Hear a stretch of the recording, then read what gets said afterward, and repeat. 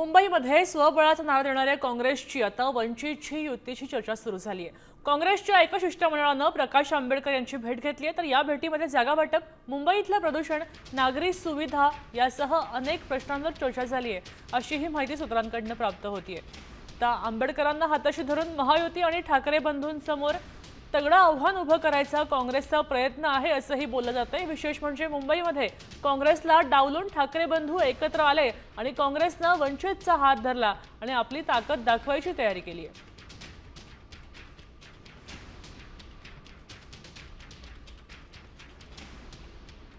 आणि पाहतोय की ठाकरे बंधू एकत्र आले आणि यावेळी काँग्रेसला बाहेर जावं लागलं। मात्र यावेळी काँग्रेसनं आता वंचितचा हात धरलेला आहे आणि काँग्रेसच्या हातात वंचितचा हात घेऊन त्यांची युती व्हायची चर्चा आहे। तेव्हा काँग्रेसला खरं तर गेल्या कालच्या निकालांमध्ये त्यांनी दमदार एंट्री केल्याचं पाहायला मिळतंय। तेव्हा मुंबईमध्ये नक्कीच भाजप समोर आणि अर्थातच ठाकरे बंधूंसमोर सुद्धा काँग्रेसचं एक मोठं आव्हान असू शकतं आणि अशामध्येच आता काँग्रेसची वंचितची युती होण्याची शक्यता दिसते।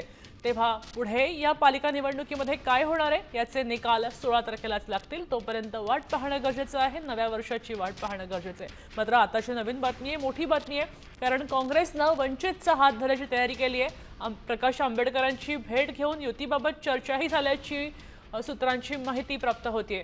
तेव्हा काँग्रेसचं महायुती आणि ठाकरेंसमोर नक्कीच मोठं आव्हान असणार आहे। कालच्या निवडणुकांचे निकाल पाहता लक्षात येतंय की काँग्रेसनं मोठ्या जागा जिंकून दमदार आघाडी घेतलेली आहे।